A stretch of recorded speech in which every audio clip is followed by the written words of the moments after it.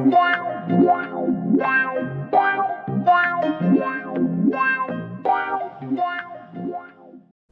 hello, my name is Kenton and welcome to the next episode of Somm Sounds.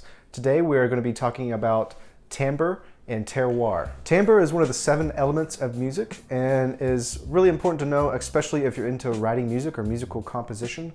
Some instruments just have a darker or lighter timbre than other instruments. For example, let's take, speaking of vocalists, we'll take Michael McDonald and Axl Rose. Michael McDonald, obviously the singer from Doobie Brothers, and is a solo artist, Axl Rose from Guns N' Roses. If you have both artists singing the exact same note, Axl Rose will obviously have a lighter timbre.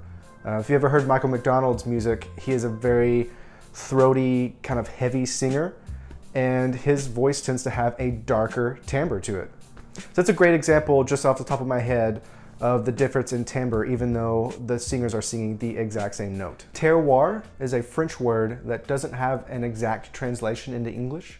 There's no one English word that means the same thing as terroir.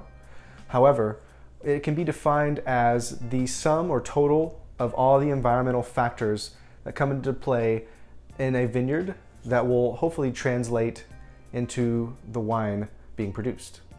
So the wind, the soil type, the amount of sun exposure, the slope of the hillside, all these things factor in and make a difference and all become terroir. Most European countries believe in the idea of terroir so wholeheartedly that they actually have wine laws prohibiting what grapes you can grow in what specific regions in the country. I'll give you an example. So in America, you are allowed to grow Pinot Noir anywhere that you want. If you have a plot of land and you decide that this would be a good spot to grow Pinot, you can do that regardless of what anyone else thinks. In France, however, they have decided that the Burgundy region has the best terroir for Pinot, so they only allow Pinot Noir grown there as far as red grapes are concerned.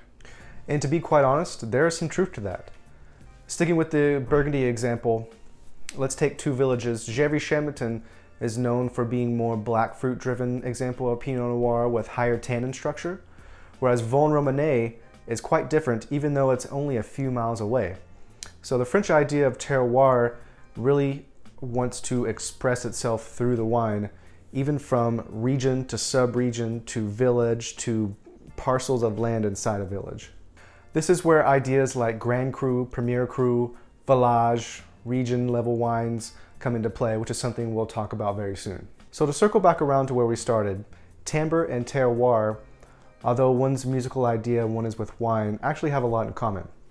Just like how 2 singers singing the same note will have a different timbre, or they'll sound different from each other, 2 grapes or 2 wines made from different vineyards will have different terroir, therefore they will taste different as well.